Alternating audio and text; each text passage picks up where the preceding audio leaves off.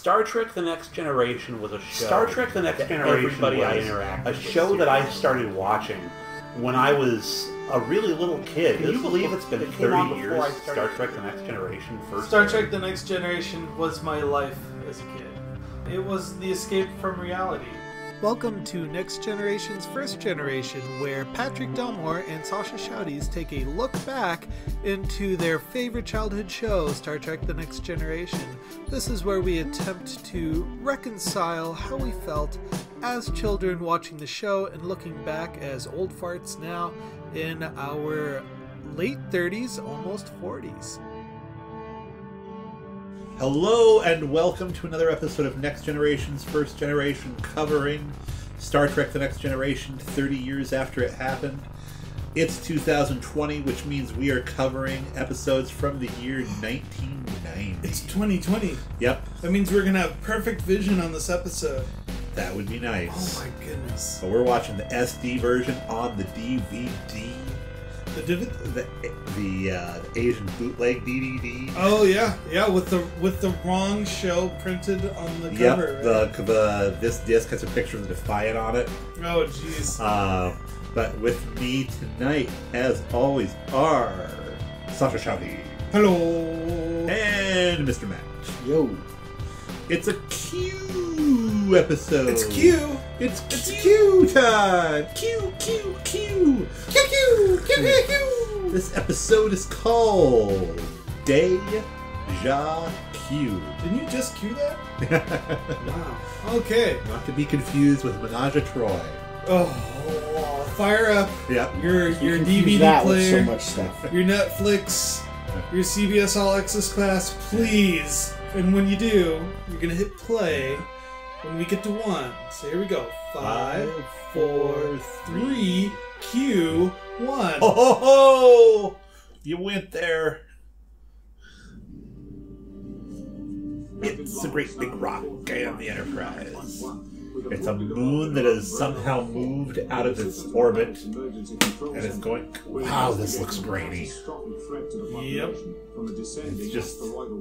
I just watched a very, colorful Netflix version of this, and this is just like. Yep, it's filmed on video. Yep. The colors are not vibrant. Yeah. I really like the species. I kind of wish they could bring them back more. Well, these are again. This is another thing where it makes the Prime Directive very iffy. They find out that this moon has fallen out of its orbit, and so now they're fighting. Now they're going to try and figure out for these people that have no way to fix this problem. The Enterprise is going to try to solve it for them. But they have to now explain what would actually happen if a moon fell into a planet. Because, Riker and everybody else is playing dumb about it. Like, Riker's one that's like, can you just blow it up into a million pieces? And Data's like, well, those pieces are not going to have any less mass than this giant.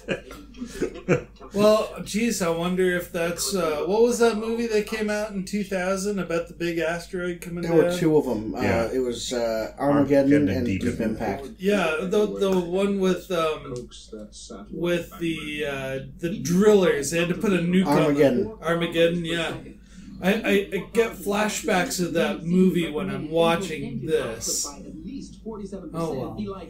There's a great book about what happens to Earth when the moon explodes by Neil Stephenson called Seven Eves, where the moon breaks into 4 pieces and then breaks some more, and basically it's going to bombard the Earth for 30,000 years. Oh my goodness. Yeah. So they got to move everybody into space as fast as they can. So here's a good Data question for you here. Data understands physics very well. Yes. He is a walking calculator. He gets it. And right now the Enterprise is in an impossible situation where there is a planet, a moon about to crash into a planet, and the Enterprise has no ability to fix that, right? Correct. So, would Data just suggest, why try? Why Yeah. waste the resources? And I'm talked over a naked Q. I sure remember this from when I was a kid. Because it was like, I'm watching this with my dad, and his reaction, because you didn't know, Q was going to show up. Unless you saw the teaser for next week. I was going to say the teaser or the TV guide. Or Well, we didn't get TV guide. So we're watching it, and it's like, oh, there's Q. Yep. You know what kind of episode it's going to be. Yep. But it's not like him to just show up naked. Nope. No. Well, let's see. It is February 5th. You're getting ready for early spring. Look at that. Or Valentine's Day. Yeah. Overrated rubbish. I know a lot of couples that are not into the Valentine's thing. Yeah. Exactly. It's for people who are insecure about the relationships that they have. Yep. So, this is Season 3, Episode 13, Deja Q, directed by Les Landau, written by Richard Danis. I'm not going to tell you what that rhymes with. Featured music is good old buddy Dennis McCarthy. It almost seems like they're alternating every other episode. Yeah, could be. Yeah, let's see, this came out February 5th, which we said. We're going to see our good friend John Delancey. Whoopi Goldberg gets to do a stabbing scene in this. I'm pretty happy I'm looking forward to this, actually. And, yeah, so where were you in 1990? Well, in 1990, I was in the first grade at old Lockwood Elementary. Matt and I were in the same class. If you say so. Yeah. Well, you guys have known each other for a long time. We have, yeah. Wow. I was in Grandview, Ohio, picking my nose, watching TV. At this point, I figured out that my tape deck had a record function, and I would put the tape deck next to the television and record these episodes so I could listen to the audio. So I actually find it kind of like I've come full circle almost. I used to do that with The Simpsons and... These aren't my colors.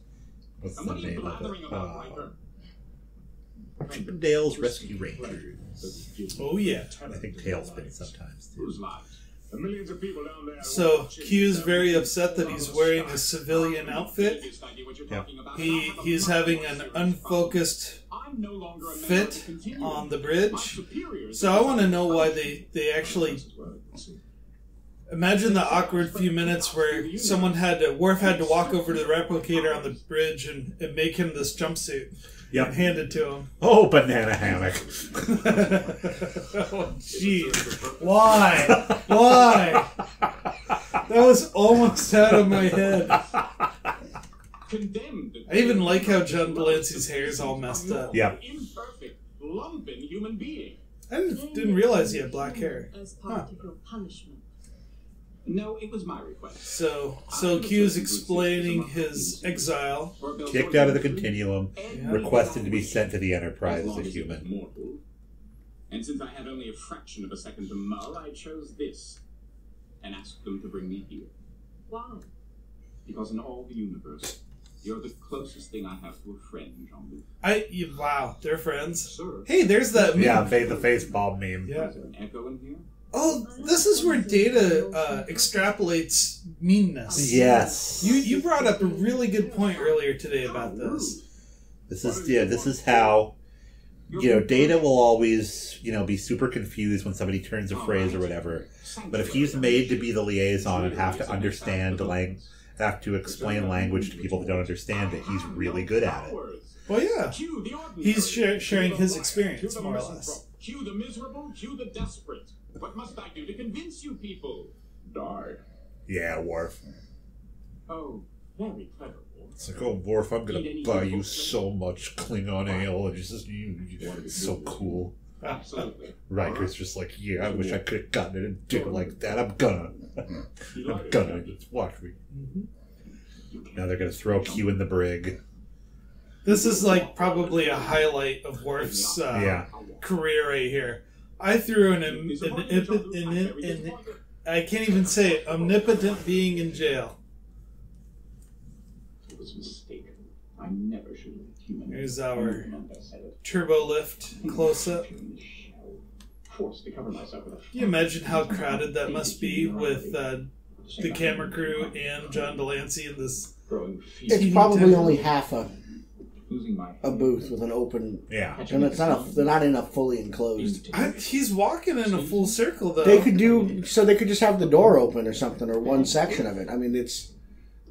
I wonder how they pulled that The shot. cameras back then were pretty big. They weren't, you know... Oh, he couldn't have made the full round because he didn't show the door. You're absolutely right. Okay. Sorry. So you understand? Don't ever touch the sash. I mean, this is cruel. Even Picard doesn't touch the sash. The universe has been my backyard. Worf's not happy for long. He looks a little annoyed that Q won't stop talking. Pretty much. Eternally grateful. Which doesn't mean as much as it used to, I admit. Here we go. There it is. Or disappear back where you came from. I can't disappear. I could just see Worf's Russian dad doing that when he gets in trouble. Be quiet. Dad, I'm a Klingon. Be quiet, Worf, or disappear back where you came from. This is a good-looking brig. This is not the first time we saw this brig. I think was 4 episodes ago. With 2 episodes of The Hunted. The Hunted. Yeah. Okay. Don't feel compelled now to tell me the story of the boy who cried wolf. Oh, jeez. You know, a pink force field. Don't you have one with a not girl color? Activate this cell immediately. Romulan. Should have picked Romulan. I should say Romulan. They wouldn't have killed me. oh boy, he wouldn't have wanted to get captured by the Romulans. No. They would have dissected him for all the information he's worth. Look at Riker holding it in. He's just got His it. gut. He's just sucking his gut in. I wonder if he ever wears a Girdle. a girdle. Yeah. Yeah. No, I don't think so, because they talk about his back problem, Jonathan Frakes' back problems. That's why he sits so funnily, and the way he gets in his chairs is he did. We should not furniture mover. We should not fat shame on this show, though. Oh yeah, I'm not the most physically fit of people, No. but when you look at Riker here, we're 13 episodes into this 3rd season, compared to maybe episode 20 from the previous season. He's physically changed a lot. Back in the early 80s when he used to be the official Captain America for Marvel. Yeah. Well, the series was picking up now. They were making more money. They were popular, so he was able. They probably finally got a craft services table there. What the devil? No, this is a great idea. The idea that Q being omnipotent can also screw with alien races that to the Enterprise appear to be omnipotent. Yeah. And these guys have an easy name to remember because of Deep Space Nine. They're the Calamarain. No. Yeah. Calamarain. Count 2, 3. And that was Alamarain. Yeah, it's Alamarain. It is. Yeah. It just sounds By very far the best Deep Space Nine. So here's episode. a good security office where you have the guard of the cells has his back to the prisoners at his workstation. Right? Do-do-do-do-do. I love those. Hi, shots. Captain. Poke, poke, poke. Yeah. I mean, And I love that they just nod at each other. It's like, Oh, you're the captain. Go and talk to well, him. they've never stood at attention or saluted in Star Trek. You never see them offer salutes, and then very rarely are they called, called to attention. But they do the rank though. And the They do the rank, they do, but it's and they'll call Captain on the bridge often. Yeah. Have people stand, at attention. yeah, to but that. Picard is also he doesn't do that.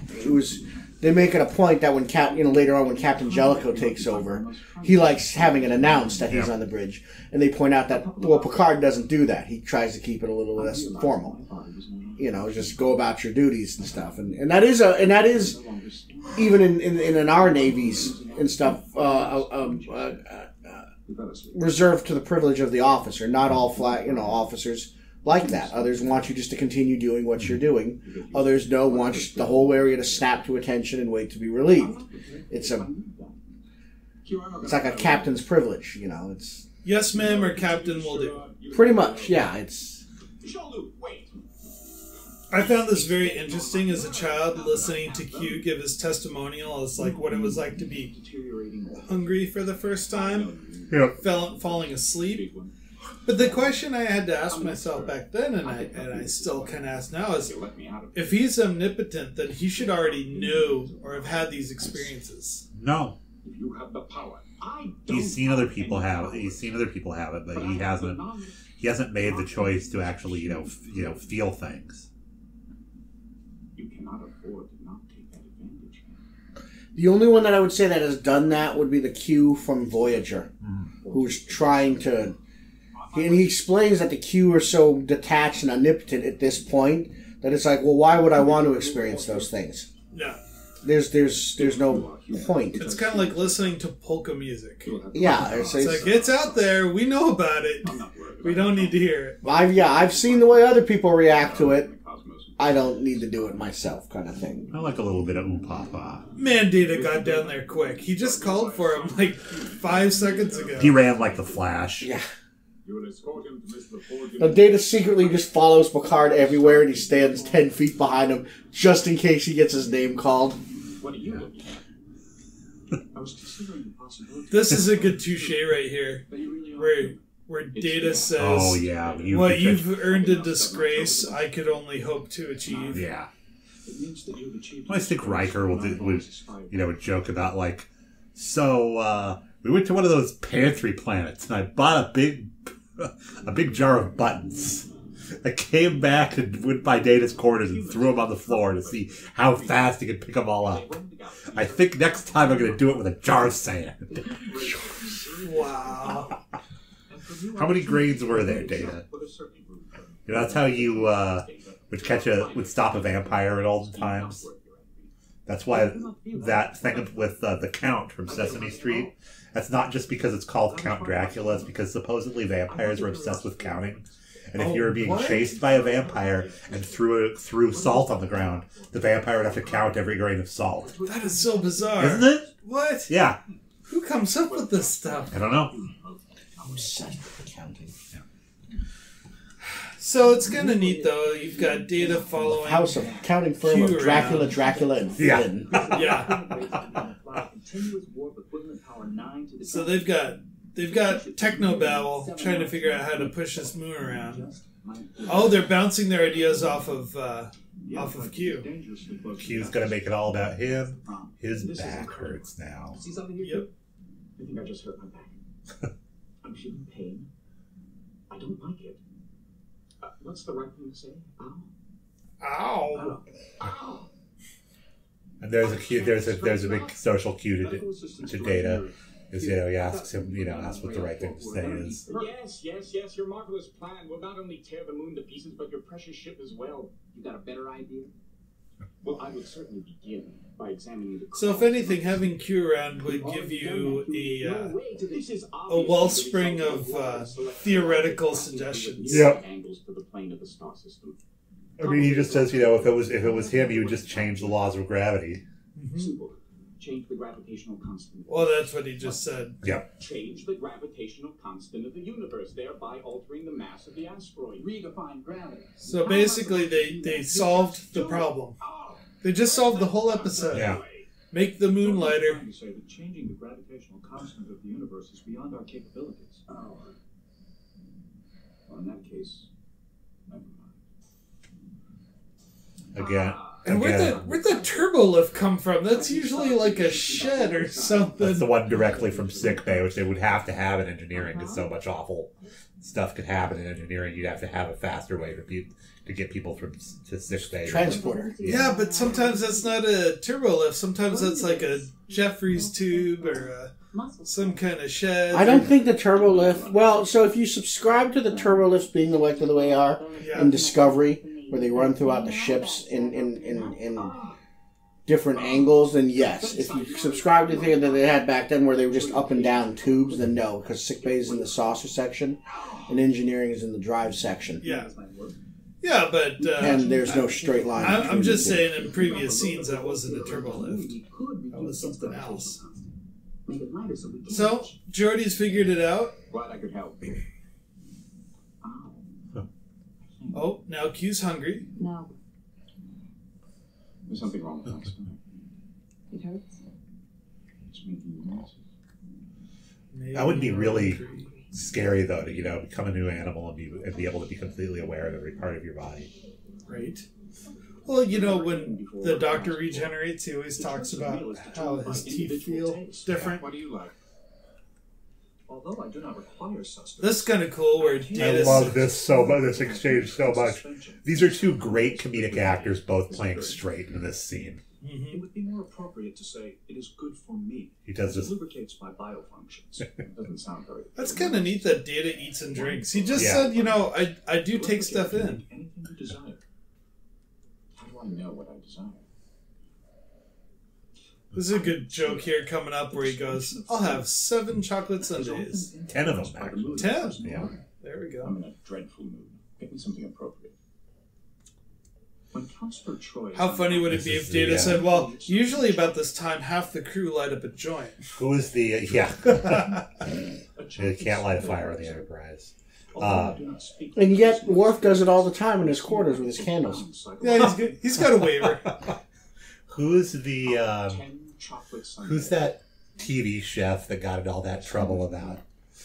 I want to go somewhere where they got the waiters in white linen. What? Yeah. I don't know who that was. There's a like big old Southern lady. But that's what that's what 10 Forward is. It's like basically there are people there that serve you out of a replicator. Uh-oh. It's like you can tell how much fun Whoopi Goldberg is having in here. I mean, she's kind of she breaks character a little bit at the beginning of the scene. She's like, I am excited to do this scene with John Delancey. Just one of the boys, One of the boys with an IQ. I mean, she tightens it up toward the end of it. I mean, she's back in character now when she comes in and she's just like, yeah, it's John Delancey time. I think this is the last time the two of them interact. Yes. Like stabs him with a fork. Hilarious. This is a dangerous creature. You have no idea. I was just so. You just see Picard smack Worf. Didn't you think of that? DNA test my ass. Just stab him, Captain. But he could fake anything. Well, they still don't believe that he's omnipotent. But it goes to show just how worn out the crew is from dealing with this individual. Yeah. Like, we can't afford to just write you off, so don't waste our time. Stand back here at the edge of the room, and you better reveal your plot because we got work. Yeah, I mean he's Mr. Mix's Pidlick is basically what he is. He just shows up to, although he's a little bit better than Mix's Pidlick because he actually does have lessons to impart. It's just they don't care for how they're delivered. Oh, he's not hungry now. I'm not going to eat these. She's like, I swear to God, when my community service hours are up. There you go. Maybe that's the modern day of civil service. Serve on a starship. I mean, people would be excited. I mean, people would be thrilled to work for Guinan, though. Oh yeah. Have her be the boss. Yeah, that's probably a prestigious civilian posting on the ship. I served the crew of the Enterprise. Well, just to get on the Enterprise. So here's the Calamarain again. Technically, this is the plot C. So plot A is the moon, plot B is Q, and plot C are these guys. The Calamarain coming to kill Calamarain. Oh, she knows who they are. Yeah. She knows everybody. Yeah. Oh, now pretend they're ants all over you.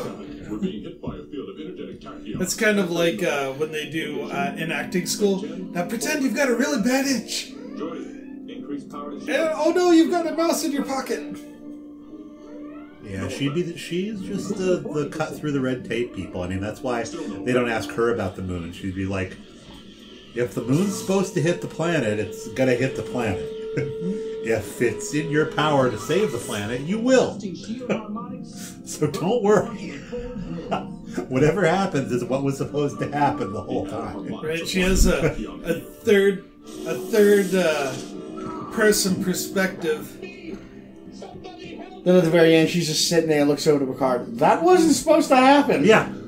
She can indeed be surprised. Captain's log supplemental. We have sustained light damage from an attack by an alien species known as the Calamarain. She's kind of like the Oracle from Q.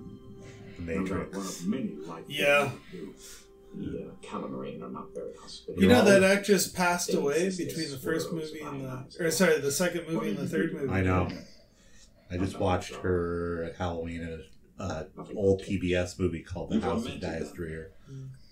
I was just watching The Librarians the other day, where it was a John Delancey episode. He was a ghost that lived within a contract, and so in order to stay alive, he always had to convince people to agree to the terms of this contract.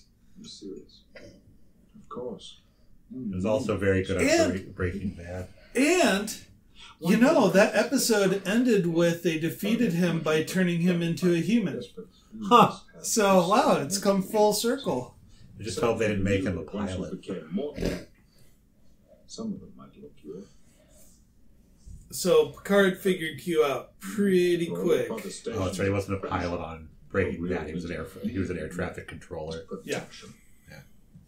So basically, Picard realized that if a bully without his powers, all of a sudden is left on Main Street, homeless, I guess you could say, people are going to take advantage and want to get some revenge, do some payback. So he's like, you're coming back to us for protection. It's not because you liked us. Mm-hmm. It's because you knew that we had a moral code, that we would not abuse you because of everything you've done to us. That one, no part of you.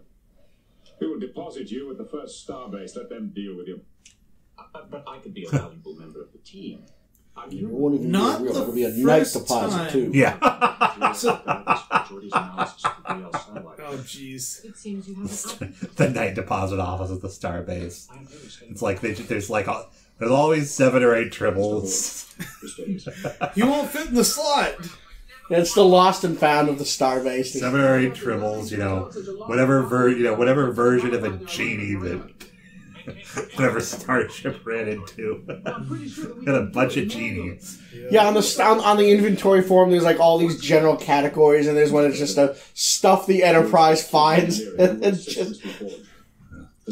Professor Moriarty program. Oh, and it's a fire next to Kentley Studios. Apologize for the siren, folks. They always have something insightful to say, though.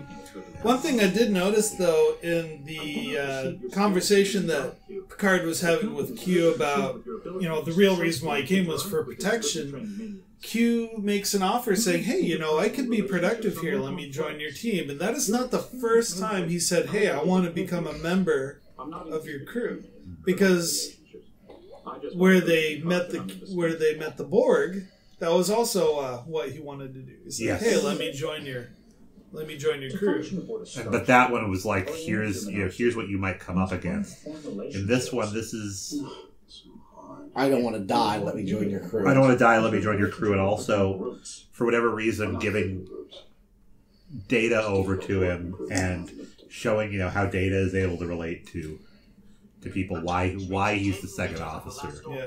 And Data's having this conversation with Q saying, if you want to be successful working on this ship, you have to know how to cooperate with others and work well with groups. We had Ensigns of Command at the beginning of this episode.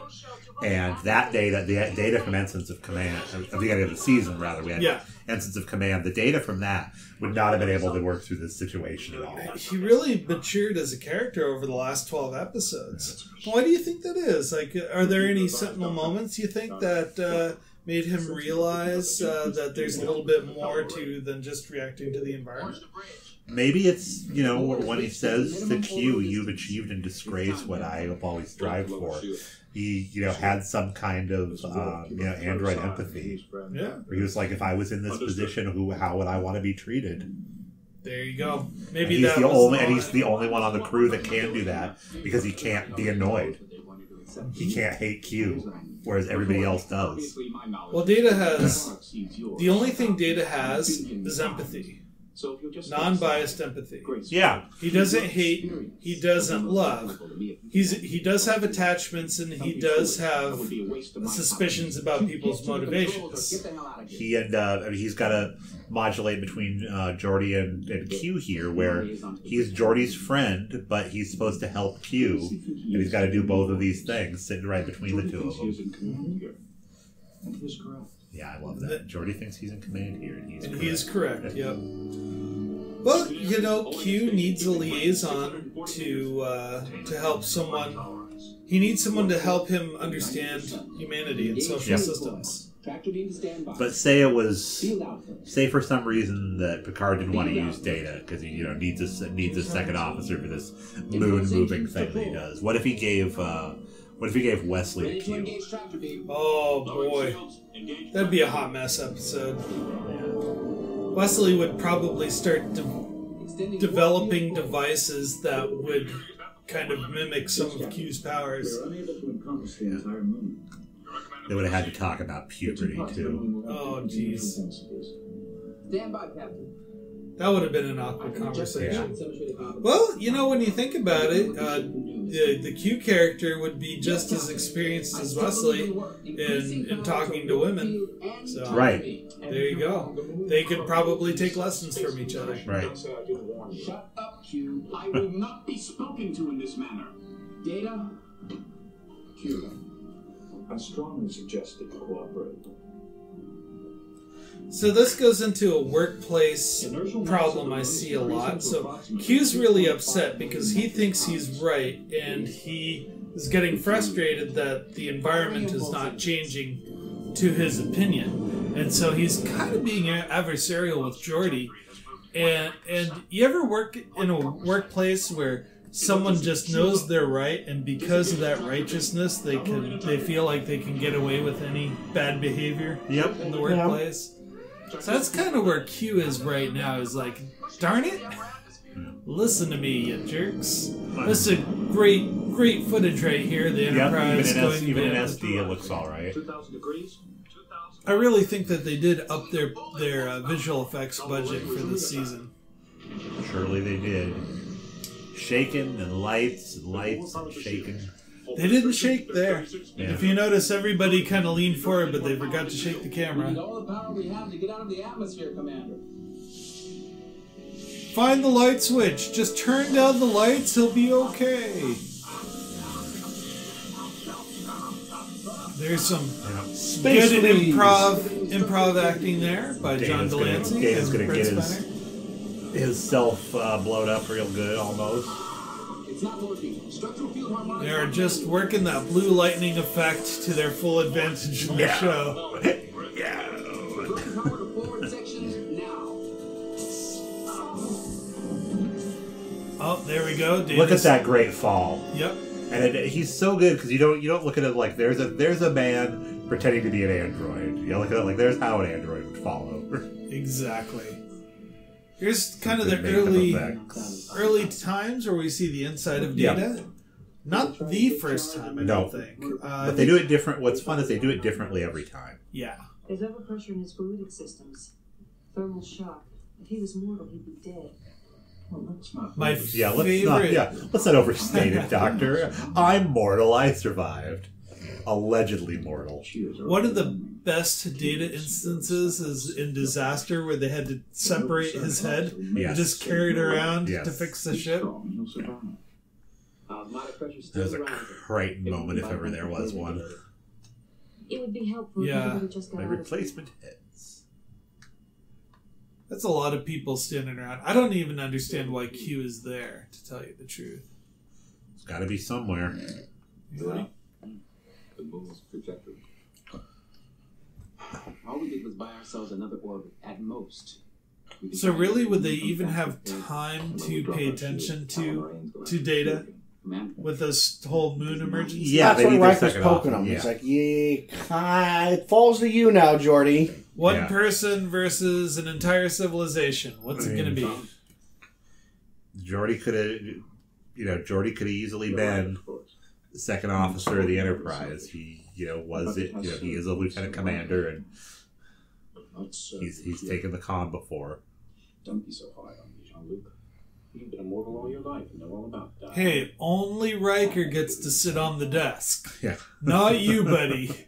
Is that where all these cracks and spider webs came from?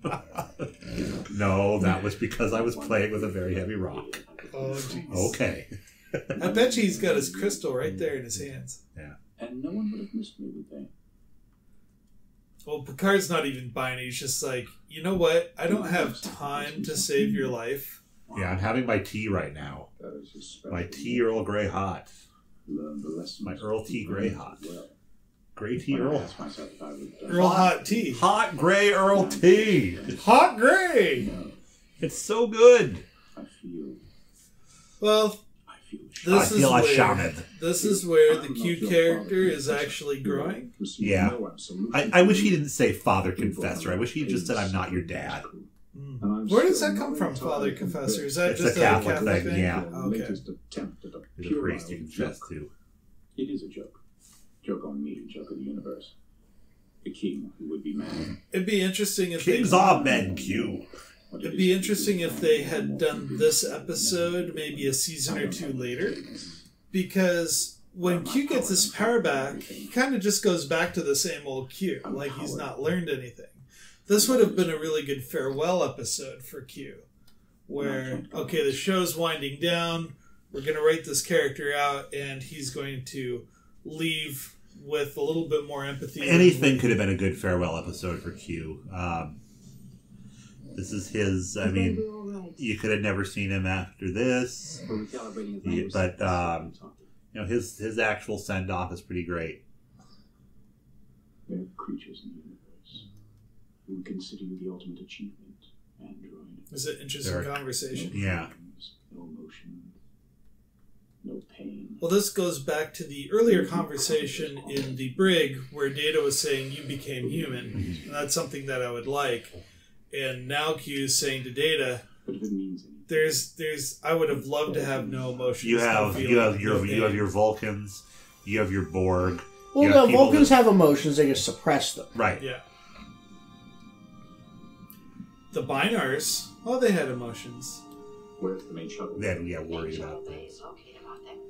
Take me there. There's our lovely computer voice, Michelle Garrett. Shuttle has just been launched. Oh, it's not Majel Barrett.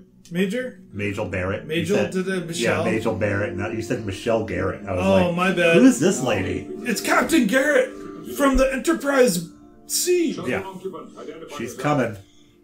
She is coming. Don't try and stop me, Smee. Smee, don't try and stop me. Oh, man. So he's trying to kill himself.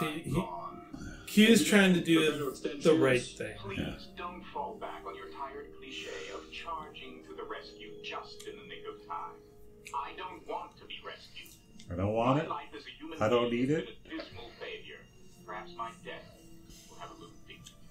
Q, there's no dignity in you. Yes, I suppose you're right. Death of a coward, then so be it. Death of a coward, so be it. Okay.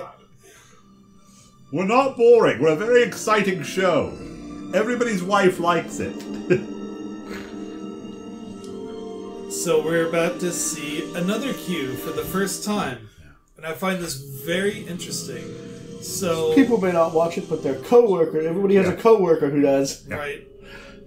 Transporter room 3, log on to shuttle 1, beam it back into its bay. We don't have the energy to do that because the moon thing. Look at Riker. He's just like, you really want to save his life? Really, dude? He's giving us a free pass. Warp, are you sensing any interference from the Calamarain? So, sir. Wait, sensing interference? That's a Troy line right there. Say, what's the name of your wacky moon anyway? MacGuffin. Oh, you guy! Unknown. Lock on tractor beam. Nothing's working. They're getting interference from the continuum. Have you tried turning it on and then turning it off again? So if you've got TV's Corbin Burnson. Yeah. If you've got Wikipedia, compare this guy to his picture now. And I know. he just looks like a bad ass. Yes, Bad he does. motherfucker. I was like, wow, Q can really afford a good lawyer. Yeah. You flatter me. Dan Fielding is Q's lawyer. Boy, this guy was in everything. It is LA a- Law, Psych. What are you doing? It is a shame John Larroquette has never done any Star Trek. I've been keeping track of you. I always thought you were in my corner. Nope, I had you kicked out. Yeah. You Is know, me. Incorrigible Q, you're a lost cause. I can't go to a single solar system without having to. This is good acting. Yeah. I really do enjoy people pretending like they've never been human before. Yep. Whoa, I got fingers. And they can touch everything but themselves. Oh, no, wait. Cause trouble. Even Blow out the this limited species. Well, I hope I've been entertaining You know, the thing about species is barely. they put the P in species. They put the peas. In Peas. species. Oh, After all the things that you've done, they're still intent on keeping you safe. A genetic I would have loved to learn more about the continuum. Yep. The formation of it, how it's governed. We see a little bit of it in snippets here and there. In fact, that would actually be a really good episode where if they showed the Q continuum as a mortal species and started making that transition one person at a time into an immortal species. It's like maybe you could realize, oh, a guy fell off a ladder and he didn't die. Or a little girl was wishing for puppies and all of a sudden they just showed up. Yeah, like Knights of the Old Republic kind of thing, but about the early years of the I Q. learned my lesson, Q. Remember who you're talking to. All knowing, all seeing. He's Santa Claus. He knows everything. He sees everything. Fine. But Santa Claus... Santa Q. You got your powers back. Santa Q has his own naughty list. Try and stay out of trouble. I think they've done like a terrible comic book with Santa and the original series So they crew. wanted to destroy. Really? Yeah. Well, they met Abraham And- Lincoln, so... Yeah, here he is, takes that whole Calamarain collective and puts it in the palm of his hand. Wait until you see what I do with you now, Q. I'm surprised he doesn't turn himself into a cloud and interact with them as a Calamari. Right? Yeah. I mean, that's what they do with humans. Yeah. Though I did like that three-headed serpent thing that we saw in the first that episode. was really cool. I think that was when Q came back. The Q came back the very next day. The Q came back. Thought he was a gutter, but the Q came back. And he just here wouldn't stay we go with away. the mariachis. This is probably one of my favorite parts of the episode, if not my favorite part. You can tell when they come out that Patrick Stewart just cracks up. You just see his head go down, and then they had to cut away. Cigars. Yeah. Hey, is this where Riker gets a couple of ladies Yeah. simultaneously? Now you're gonna see what an actual side boob dress is. Yeah. Sasha. Oh man, this is left over from our previous. That is a episode. side Oh boob my dress. gosh, she's falling out of that outfit. Help her out, You please. weren't like that before the beard. It wasn't like that before the beard.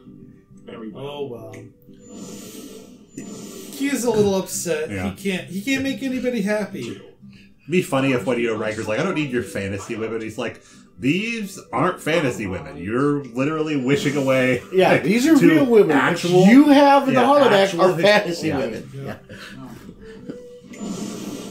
How do you feel? I mean, these guys are kind of like the Meeksies, where they're just called into existence to perform a very small task. But as myself, Well, what's their slogan? Existence is pain. Until next time. But before I go, there's a debt I This wish is to a repay. very, My very professor nice of send off humanities. to Data. Yeah. Data, I've decided to give you something very, very special. If your intention is to make me human, no. I would never curse you by making you human. Yeah. Think of it As a going away as a present. going away present. Now, I don't want to say anything here, I just want to hear it.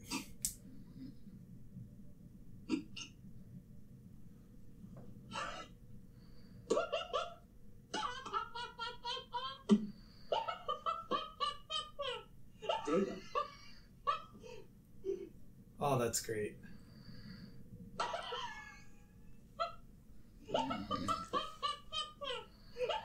Troy's into it. So, Brent Spiner said in an interview once that Data was a very difficult character to play because there was no growth, really. And so he always looked forward to opportunities to break characters, such as this. See, I disagree. I think there's a lot more growth with Data than there is with a lot of the other characters. Well, true. But he had to deadpan a lot of his acting. I think that's what he meant. He couldn't emote. You've done it again, Picard. Sorry? It's like, rest assured we'll be writing a very favorable letter to an admiral in Starfleet. Pretty much. I love how they didn't even have a chance to say, actually, no, it was this other guy named Q. Look, there's the moon back in orbit. Q? He stole 12 of our coats. Just tucked them under his arm and ran. Yes, thank you, Enterprise. The moon's back in orbit, and for some reason, everybody has a cigar. Yeah. Benson? Cigars are literally the most offensive thing on our planet. Aye, sir. There we go. It'd be like We're if leaving. you flew over our capital city and go to hell in exhaust.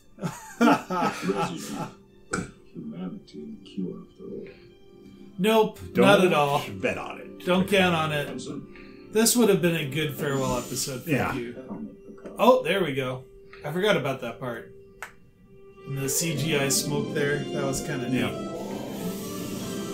Well, that wraps another episode for us. It's a Q episode. It is.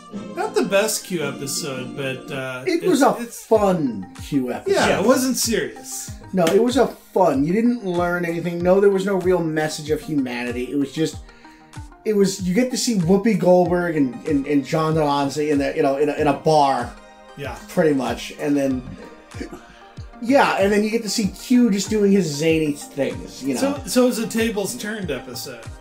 Yeah, how it was a many, very poor tables turn one, but it was just. I thought it was just a zany fun. Yeah. one.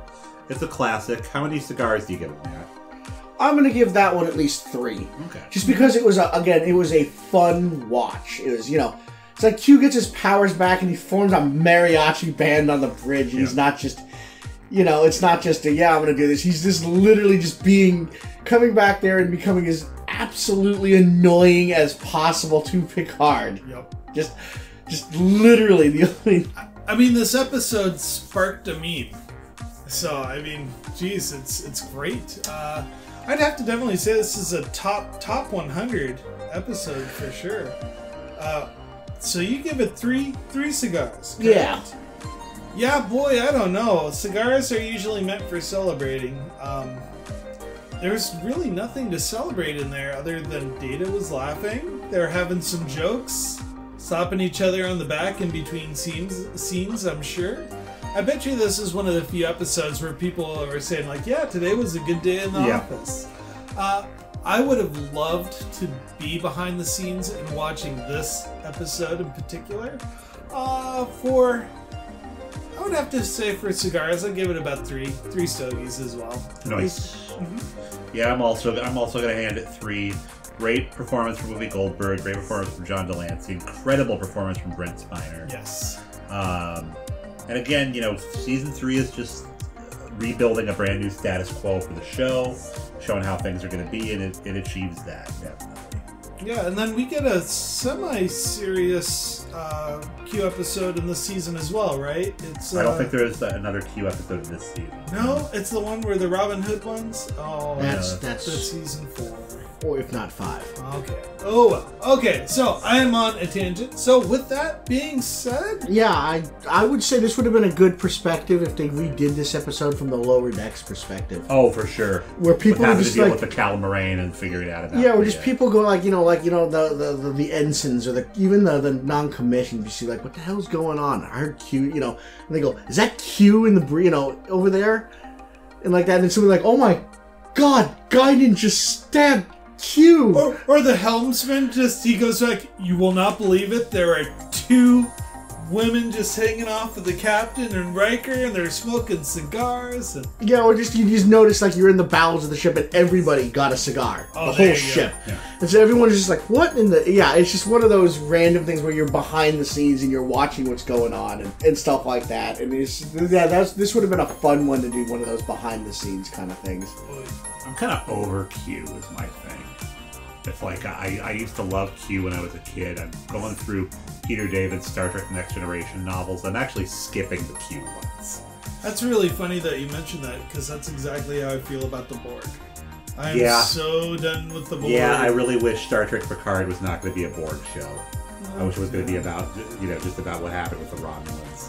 I mean, I do like that he's meeting 7 of 9, although I guess there was a novel actually by Peter David called Before Dishonor, that's about Picard meeting 7 of 9, and Janeway dies in that book, I guess. Yay! I thought that she was a war admiral.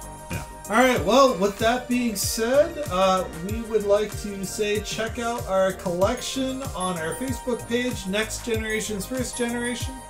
If you'd like to reach out to the show, that's nextgenfirstgenpod at gmail.com. And then we also have a archive of unrelated Star Trek podcasts called our Shore Leave series on the Two True Freaks Network.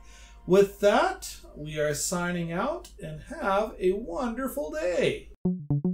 Why am I interviewing you guys? So you're the guest. So Sasha, what's Star Trek Hi, Next Generation? I'm the guest. So Sasha, what is Star Trek Next Generation?